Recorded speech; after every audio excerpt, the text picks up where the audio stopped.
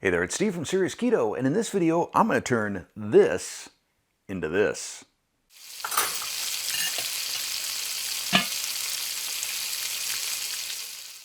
I was inspired to make dill pickle powder for my grandson Colton, who loves popcorn, and he loves the Colonel Seasonings dill pickle flavor. And even though Colton isn't keto, his parents and I do care about what he puts in his body. And if you look at the ingredients on the Colonel Seasonings popcorn seasoning, there's a few in there that honestly he could probably do without, including maltodextrin, dextrose, and sugar. Besides using this powder as a popcorn seasoning, it has a number of other uses. You can add it to mayo to make a better tasting sandwich condiment. You can mix it with mayo and or sour cream to make a dip. You can add it to egg salad or deviled eggs to kind of pump up that dill pickle flavor as well. In terms of cost, you're not going to save a ton of money, maybe a little bit depending on the brand of pickles you use, but I'm using this brand right here. This is just the Kroger sort of generic grocery store brand.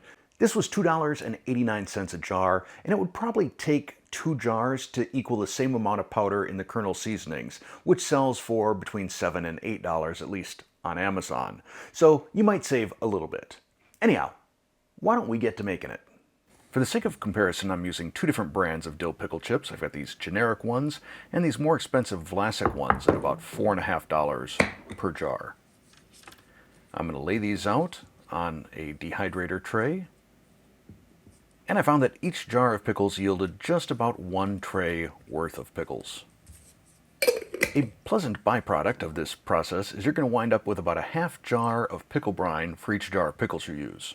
You absolutely want to save your pickle brine. It can be used for a couple of things. One, it can be used to make my pickle brine mayonnaise, which I'll link to up here and in the end card. Additionally, it is great for brining chicken. If you want to instill that dill pickle flavor into some chicken breast or chicken thighs or chicken wings, awesome.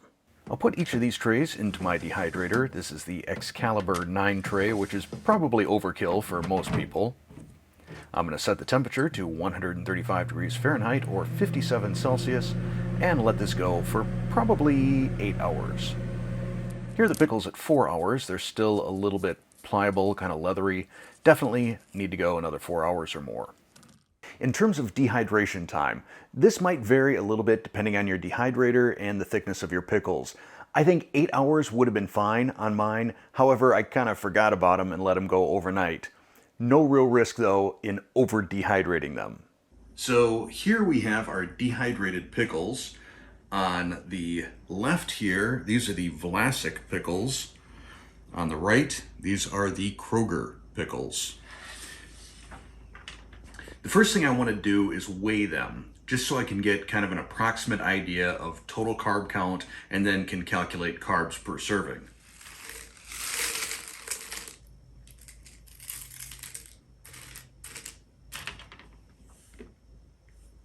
All right, we have 19 grams of the Kroger. These Vlasic ones, they don't look nearly as neat as just that sort of generic Kroger brand.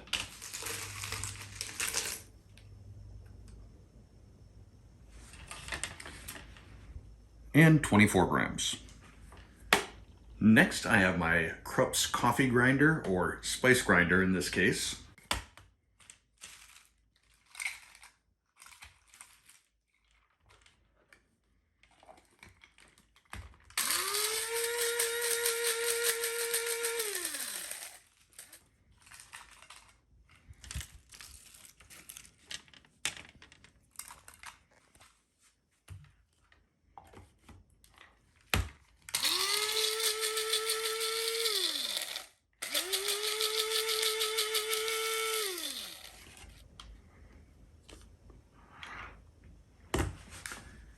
So you can see the yield on this for an entire jar of pickles is not a whole lot.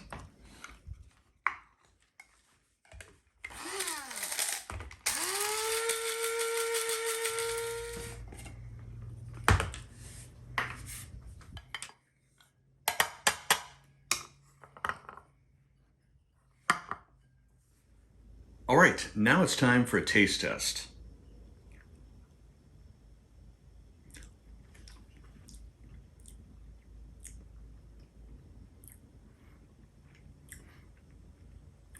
Not too bad. Has a good sort of vinegary taste to it. Dill, I kind of catch the dill at the very, very end. Not bad. I need a palate cleanse though. And now for the Kroger.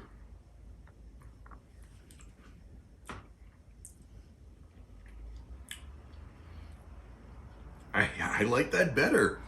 That's the less expensive of the two. The flavor, I'm getting that vinegar, I'm getting the dill, I'm getting the pickle. I'm not getting, now that I try this versus the Vlasic. The Vlasic, there's something there is a vegetable-y sort of taste to it, especially at the end. But I think right now, I'm gonna let Courtney try out each of these. All right, go ahead. So you're starting with the Vlasic?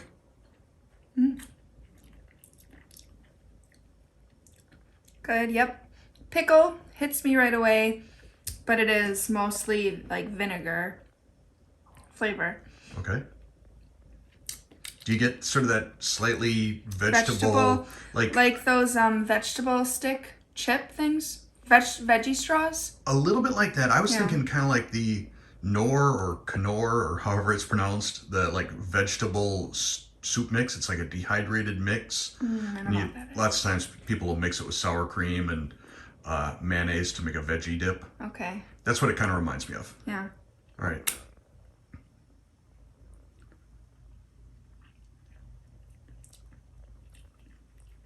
Ooh, that one tastes really salty to me. Okay. But yeah, you do get more of the dill pickle taste. It's pretty pure pickle, but like very strong. Very strong. So yeah, you have to play around with how much you're adding. Yeah, I tell you what, I've got one last one for you to try. This is my test run. So this, I actually didn't even do it in the spice grinder. I just did it in a mortar and pestle. Okay. And it is the Milwaukee Pickle Company or whatever Milwaukee, is it called Milwaukee's Best or is that just the beer? I don't know. All right. Milwaukee pickles. But also what I did afterwards is I mixed a little fine sea salt into it. Okay. Thinking, kind of as a popcorn topping. Okay.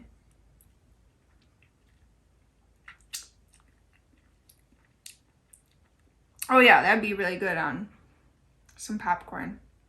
For sure. Yeah. That one's good.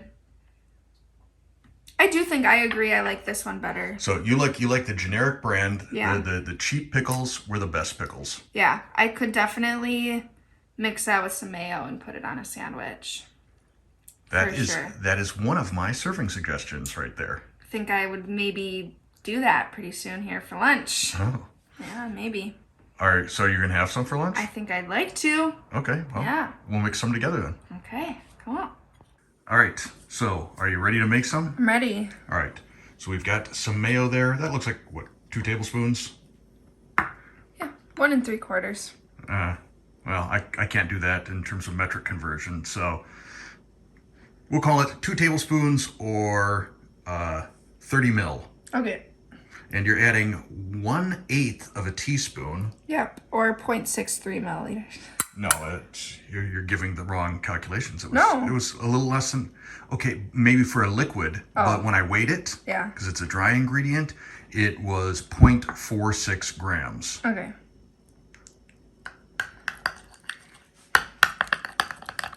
So while I was taking a look at my filming, you took a bite already, and then it looks like you've really loaded it up for another bite. Yeah, I just put some more mayo on there to like really get it in, so. Okay. You get a full out mayo blast right here. All right, so we had done a little taste of it before you put it on your burger. Yeah. And I thought it tasted pretty much just right. You thought? I think that it needs more pickle, and I still believe that it needs more pickle. Okay. But I also really like pickles, so. Did you have, when I made that pickle brine mayonnaise, did you have some of that? I don't think I did. Oh, so good. And I bet you if I made pickle brine mayonnaise and then added a little of this powder to it. Oh yeah, that'd be good stuff. For sure. It's still good stuff. So I like it better than the regular mayo. So I'm going to use the Vlasic pickle to create some popcorn seasoning. And there's two things I want to have happen to turn this into popcorn seasoning. I want to make sure that it is super, super fine, but I think it's also going to need more salt. So I'm going to go a 2-to-1 ratio. So 2 parts of this, which is 26 grams, to 1 part of fine sea salt, or 13 grams.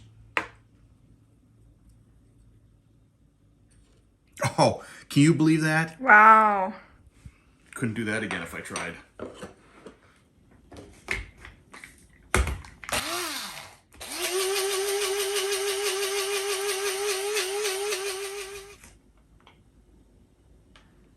Ooh. It's like magic. I know.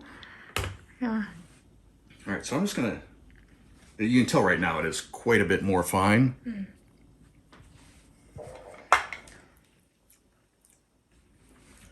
I'm at you. So now that we've settled on the 2-to-1 ratio, I'm gonna put it into this shaker bottle. And I have a small desiccant pack here. This will help keep it dry, keep it from clumping. You can find these little ones in pretty much any bottle of vitamins or supplements that you may have.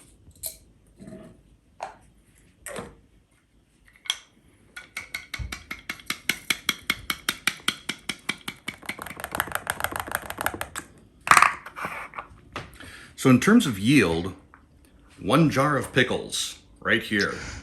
It's pretty crazy. Yep. So for my Kroger generic brand powder here, I think this is going to be the better stuff for dips or making mayonnaise. Or mayonnaise. I'm going to transfer that to a Ziploc bag. And to that, I'm also going to add a desiccant pack. This is the Dry and Dry brand. I'm using a bigger one because I buy this big bag.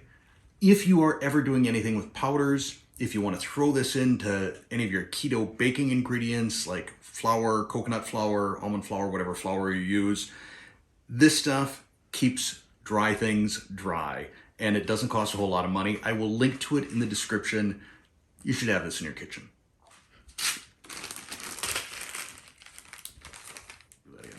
So there you go. That is 2 jars worth of pickles right here. But that is also 2 jars worth of pickle flavor concentrated into a pretty small package. I had mentioned at the beginning of this video that this whole dill pickle powder thing was inspired by my grandson. Let's see what he thinks of it on his popcorn. What you got there? Dill pickle seasoning from Yes, you. that's right. All right, you're going to try it out now?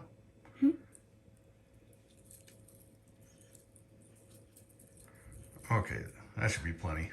You got it pretty good. Maybe stir it around a little bit. Or don't. It's up to you. Not bad. I think it's pretty good. Adds no flavor and texture. You said it's got the right flavor and texture? Okay. It has the right flavor. That's good. Okay, you've become quite the food critic here, haven't you? Should we let Grandma try one? Okay. Or not, since she's in her pajamas. She's waving us off. No. All right. Well, thank you for trying it out. I'm glad you like it. Okay. If you wind up trying out this recipe and you find that there's a particular dill pickle brand that really, really knocks your socks off in terms of the powder that it makes, please let me know down in the comments below. I will pin your responses to the first comment down below in comments. But that is going to be it for this video. If you enjoyed it, please click that like button. If you're not a subscriber already, tap that subscribe button, then hit the bell to turn on all notifications. Also, check out these 2 videos over here. I'll put my pickle brine mayo up there and just the overall brining guide, including chicken, down below. Thanks for watching.